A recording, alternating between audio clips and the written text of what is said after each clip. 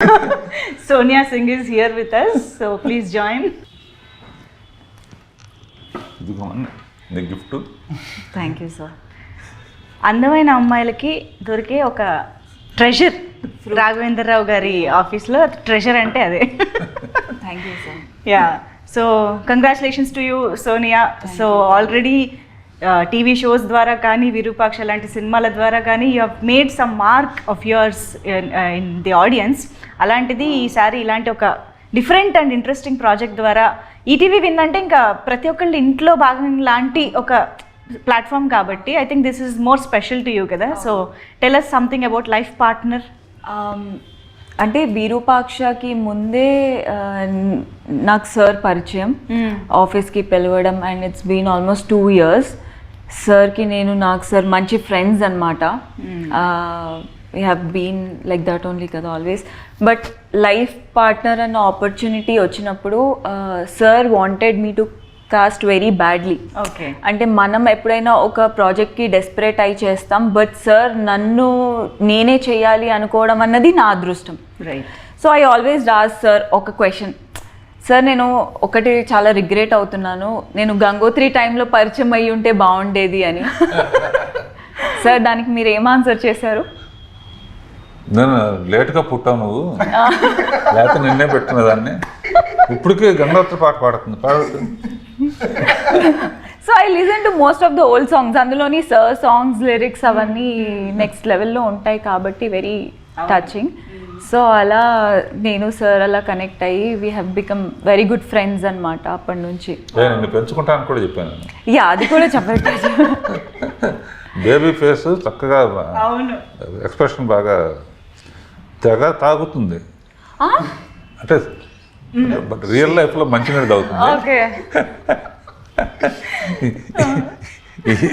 ఈ షార్ట్ స్టోరీలో ఒక పెక్యులర్ సిచ్యువేషన్ వస్తుంది అనమాట. ఓకే, దాంట్లో చాలా బాగా, అంటే అతను రాసిన విధానం బాగుంది. వీళ్ళు ఈ అమ్మాయిను శ్రీహానాన్ని అతను కూడా అద్భుతంగా చేశాడు. అంటే రేజర్ సెడ్జ్ క్యారెక్టర్. అంటే జనరల్గా ఇప్పుడు ఇంతకుముందు చాలా చేసింది అమ్మాయి, ఇది ఈ అమ్మాయే చెయ్యాలి, నాకు ఎప్పటి నుంచో ఈ అమ్మాయితో చేయాలని ఆ షోస్ చూస్తున్నప్పుడు ఉండేది. అండ్ అయితే సార్ అంటే ఈ కథాసుధా దాంట్లో మీ పర్యవేక్షణలో ఇంకా నంబర్ ఆఫ్ ప్రాజెక్ట్స్ కూడా జరుగుతూ వచ్చాయి కదా. లైఫ్ పార్ట్నర్కే ఈ అమ్మాయిని సెలెక్ట్ చేయాలి అని, అండ్ లైఫ్ పార్ట్నర్నే మొట్టమొదటి శీర్షికగా ముందుకు తీసుకురావాలని అనే థాట్ ఎందుకు సార్? అంత స్పెషల్ ఎందుకు లైఫ్ పార్ట్నర్? అంటే సోనియాతో చెప్పాను, ఇదే కదమ్మా, ఇంకా ఫర్దర్గా కూడా మనం ట్రావెల్ చేద్దాం. ఎందుకంటే ఇప్పుడు డిఫరెంట్ వారం వారం వస్తుంది కాబట్టి చేసేది ప్రతి దాంట్లో ఒకళ్ళే ఉండకూడదని వాడు ఛానల్కి కూడా ఒక ఇది ఉంటుంది కానీ స్టోరీకి డిఫరెంట్. నెక్స్ట్ వచ్చేద్దామని లవ్ యూ నానమ్మ అని, అందులో హీరోయిన్కి ఇంపార్టెన్స్ ఉండదు, నానమ్మకును మనవరాలకు ఉంటుంది. ఇంకోటేమో ఏవి అలనాటి ముద్దులు అని ఒకటి, అదేమో ఇంకో టైప్ స్టోరీ అమ్మ. సో ఇట్లా 3-4 చేస్తున్నాను. తర్వాత సుందరంగాడి ప్రేమ కథని అంకిత్ కొయ్యన, అంకిత్ కొయ్య entertain Rajan Prasad type. So ఇప్పుడు 4 చేసామమ్మా, 4 వారాలు సరిపడా. నెక్స్ట్ టర్న్లో మళ్ళీ మా బ్యాచ్. నేను ఎప్పుడైనా తనతో చెప్పాను, సినిమాలు కూడా అప్పుడప్పుడు ఏంటంటే తను ఒక కథ రాశాడు, చాలా బాగుంది, కొత్త వాళ్ళతో అతను యాక్ట్ చేసి చేయాలనుకున్నాడు, నేను పైనుండి ఏదో చేద్దాం అనుకుంటున్నాను. అట్లా ఎప్పుడైనా చిన్న సినిమాలు అంటే పెద్ద హీరోలు మనకు ఎట్లాగూ ప్రొడ్యూస్ చేయటం కుదరదు కదా.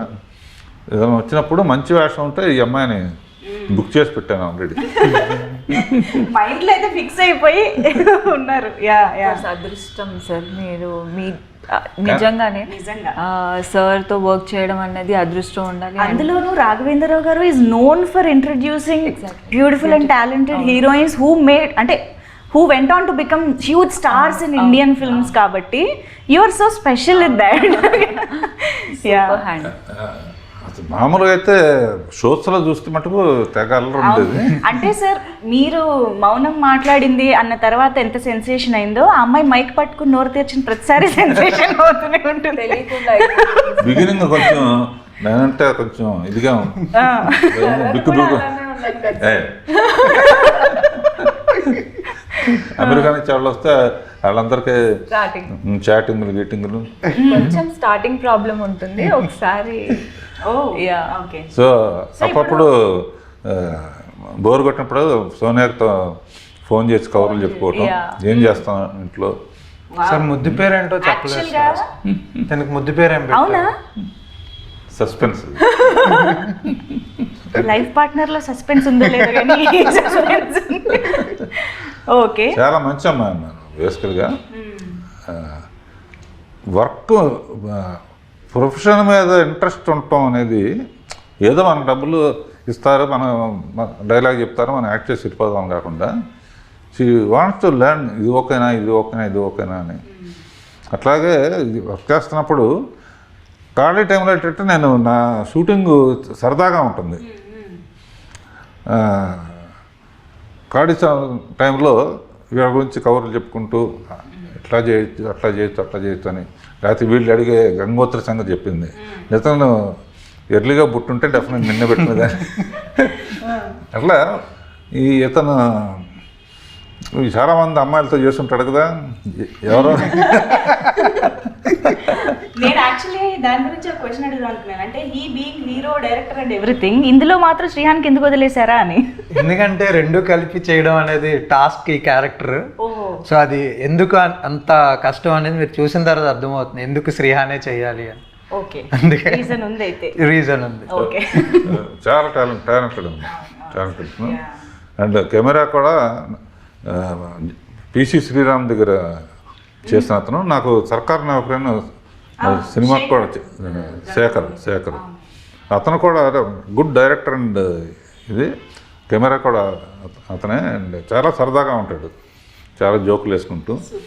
సో ఇది నిజంగా ఈటీవీకి మట్టుకు చాలామంది ఇట్లా కొత్త వాళ్ళని ఇంట్రడ్యూస్ చేయడానికి they are preferring new talent. అది నిజంగా ఎప్పుడు పాడుతా తీయగాలో అనేది ఒక ఇన్వెన్షన్ అనేది కొన్ని వందల మంది న్యూ టాలెంట్కి అవకాశం వచ్చింది. స్వరాభిషేకం కానీ ఈ కానీ అవి కానీ, ఇది రియల్గా ఇప్పుడు ఇండస్ట్రీకి అవసరం అమ్మా. ఇండస్ట్రీకి టెక్నాలజీ పెరిగింది, చాలామంది హిడెన్ టాలెంట్ ఉన్నవాళ్ళు ఉన్నారు. వీళ్ళ టాలెంట్ చూపించుకోవటానికి ఇట్లా హాఫ్ అన్ అవర్ సినిమాలు అనుకోమా, సినిమాల్లో గుట్టి కథే ఉంటుంది కనుక ఎక్స్ప్రెషన్స్ కానీ లైటర్ వీన్ కానీ ఇవి కానీ చేసి వాళ్ళు చూస్తే రేపు పొద్దున సినిమాల్లో అవకాశం రావచ్చు. స్టోరీ బాగా రాశాడంటే సినిమా కథ అడగచ్చు. సో ఇది గివింగ్ బ్యాక్. రామోజీరావు డ్రీమ్ అదేనమ్మా. ఆయన హ్యాట్స్ ఆఫ్. మీ ఇద్దరం చాలా క్లోజ్గా ఉండేవాళ్ళం. ఆయన ఇప్పుడు చెప్తా ఉండాడు చిన్న సినిమాలు కూడా తీయాలని, చిన్న చిన్న కథలు కూడా తీయాలి అనేవాడు. అయితే సార్ వీళ్ళంటే షార్ట్ ఫిల్మ్స్ ఫార్మాట్ నుంచి వచ్చారు, ఆ తక్కువ టైంలో ఎలాగ చేయాలనేది బాగా అలవాటు అయిపోయి ఉంటుంది ఆలోచించి. కానీ మీరు ఒక హ్యూజ్ గ్రాండియర్ మూవీస్ నుంచి వచ్చారు. 2.5-3 hours సినిమాలు తీస్తూ అందులో పాటలు ఫైట్లు అనే రకరకాల కమర్షియల్ ఎలిమెంట్స్ని అంత గ్రాండ్గా ప్రజెంట్ చేస్తూ వచ్చిన మీకు ఈ ఫార్మాట్లోకి వెళ్ళడం, బ్లెండ్ అవ్వడం అనేది ఎలా అనిపించింది అసలు? చాలా హ్యాపీగా ఉందమ్మా. సోది లేకుండా పాయింట్ తీయటం. నేనంటే వీళ్ళు భయపడకుండా ఉండటం కోసం అని చెప్పేసి నేను వాళ్ళతో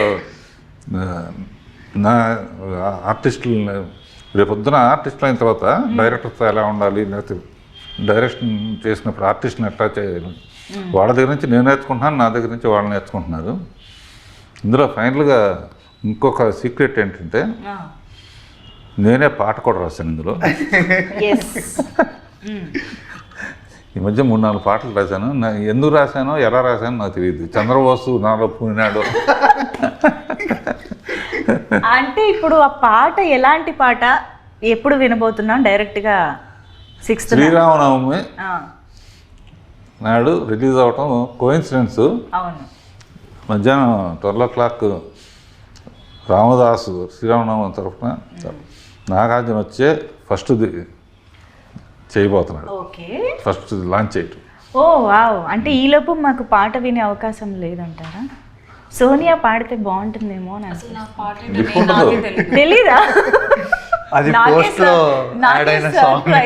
ఓకే, అంటే బీజిఎం లో భాగంగా పోస్ట్ ప్రొడక్షన్ లో యాడ్ అయింది, రైట్? Story montage. ఓకే, అంటే పండు ఏం పడదు, బట్ ఎమోషన్ ఉండేది. లిరిక్స్ లో పండు ఉండే ఉంటుంది, ఫ్రూట్ఫుల్ ఎమోషన్స్ ఉంటాయి. అంటే కొన్ని ఫ్రేమ్స్ లో కూడా కనిపిస్తూ ఉంటాయి కంపల్సరీ కదా సార్? నాకు గుర్తుంది, క్యాప్సికమ్ ఉంది అంతే.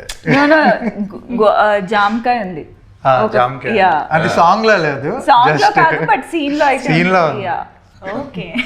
But the best part is that మీరు అడిగారు ఈ షార్ట్ స్టోరీ అంత పెద్ద మూవీ చేసి కూడా మళ్ళీ ఈ షార్ట్ స్టోరీ ఎంత గ్రాండియర్గా, మాకు అసలు ఆ ఫీలింగే రాలేదు ఇది ఒక షార్ట్ స్టోరీ అని.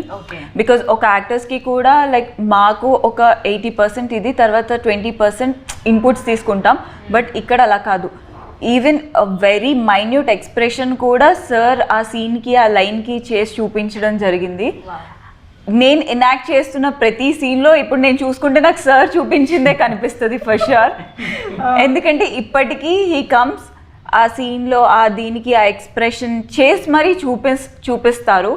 అందులోని అలాంటివి నేర్చుకోవడం అన్నది ఈ టైంలో చాలా అదృష్టం మాకు. అది ఇది గుర్తున్నాయి. మీరు చాలా ఊరిస్తున్నారు తెలుసా, అన్నీ చెప్పకుండా చెప్తూనే వెయిట్ చేయిస్తున్నారు. But actually sir, what is life partner about? అంటే లైఫ్ పార్ట్నర్ అంటే కపుల్ మధ్య ఒక ఇది కథేమో అని అర్థం అవుతుంది, కానీ కపుల్ మధ్య రకరకాలు ఉండొచ్చు కదా, రొమాన్స్ ఉండొచ్చు, గొడవలు ఉండొచ్చు, అండర్స్టాండింగ్ ఉండొచ్చు. అలా ఏ ఆస్పెక్ట్ ఆఫ్ లైఫ్ పార్ట్నర్ని మేము చూడబోతున్నాం? Love story. బేసికల్లీ మనం ఒకరి మీద ఫీలింగ్స్ కలుగుతాయి, అది లవ్ ఆర్ హెల్స్ ఏదైనా, అంటే మన టీనేజ్లో కానీ ఏదైనా. ఆ మనిషి మనతో ఉండొచ్చు లేకపోవచ్చు, బట్ ఆ ఎమోషన్ అయితే మాత్రం ఎప్పటికీ మనకి గుండెల్లో ఉంటూనే ఉంటుంది. సో అంతవరకే చెప్తా. సార్ చెప్తారు. సార్ మీరు చెప్పండి సార్, లైఫ్ పార్ట్నర్ అంటే పెళ్ళాం అన్నమాట. టైమింగ్ మళ్ళీ ఈ స్టోరీ దానికి రిలేటెడ్ అనుకుంటారేమో సార్. అందులో నా పెళ్ళాం ఉన్నాను. Okay sir, what is life partner according to you sir?